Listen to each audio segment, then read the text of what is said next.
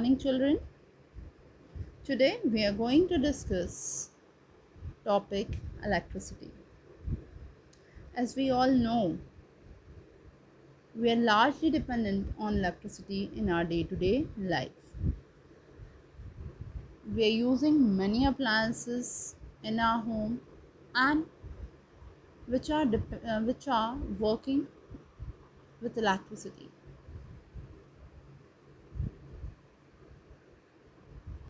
The form of energy associated with electric current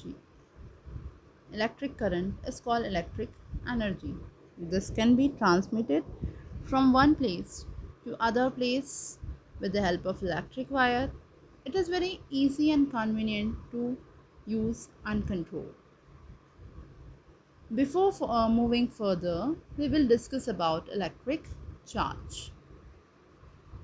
Electric charge, a property associated with object due to which they show electric and magnetic phenomena.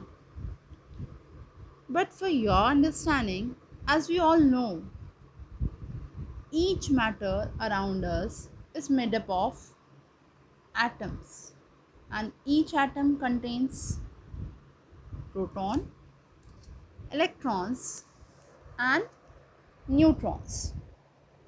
Protons are positively charged particles which are held in nucleus with a very strong force called nuclear force. Whereas electrons are negatively charged particle and revolving around nucleus in different shells. They are also bound with the nucleus with an attraction force. The charge on proton is equals to and opposite to the charge on electron. An atom is electrically neutral because number of proton is equals to number of electron. We can charge an atom by many methods. We are discussing here by rubbing it with a suitable object. For example, if we rub a glass rod with silk cloth, the glass rod develops a positive charge and silk cloth develops equal negative charge.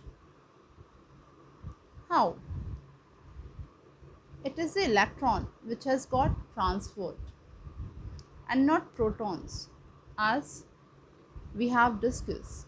Protons are held together in the nucleus by a very strong nuclear force of attraction.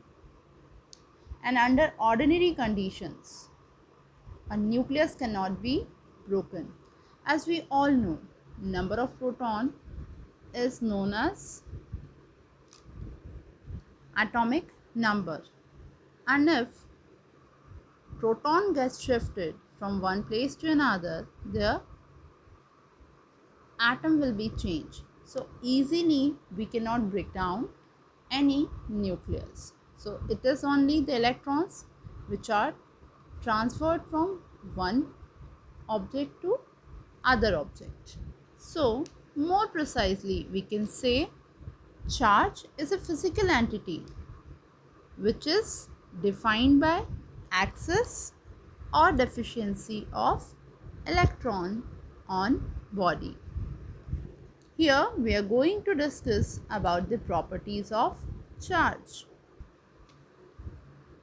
Charges are of two types, positive charge and negative charge. Second, unlike charges attract each other, whereas like charges repel each other. As we have discussed in magnet, opposite pole attracts and same pole repels each other. Charges are conserved, that is, net electric charge can neither be created nor be destroyed in an isolated system. That is, charges are conserved in nature.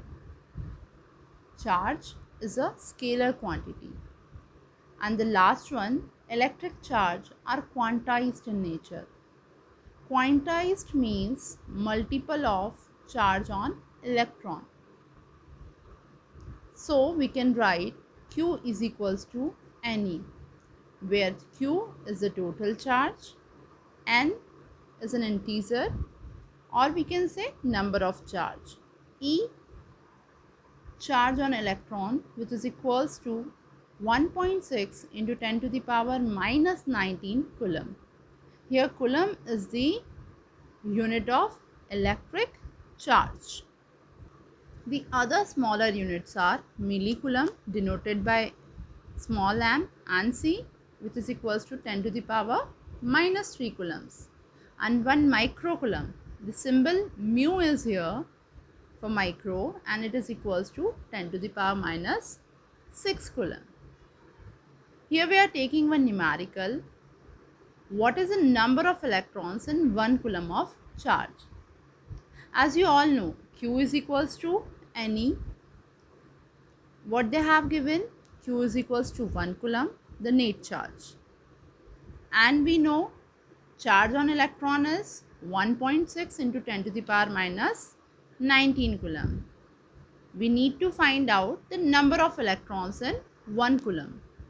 So by cross multiplying, N is equals to Q upon E. At the place of Q, we'll write 1 coulomb, and at the place of E, we'll write 1.6 into 10 to the power minus 19 coulomb. And after solving it, we'll get 6.25 into 10 to the power 18. We'll not write any unit here as it is a number. So we can say 1 coulomb is the magnitude of charge possessed by 6.25 into 10 to the power 18 electrons. Means this many electrons combinedly make 1 coulomb of charge. Here we are also discussing one law associated with charge, Coulomb's law. Coulomb's law states that the electrostatic forces between two charges is directly proportional to product of the charges and inversely proportional to the square of distance between them. Suppose two charges Q1 and Q2 are kept at a distance r. So according to law, F is proportional to Q1 and Q2. F is the force which these two charges will impose on each other, and F is inversely proportional to r square. Here I have not said 1 upon r square. As I am saying, it is inversely proportional. So on combining this, we'll get F is proportional to Q1 Q2 upon r square. And as we all know, when we remove the sign of proportionality, we always place a constant. Here we are using constant k. So we can say F is equals to k Q1 Q2 upon r square, where k is the constant of proportionality. Thank you.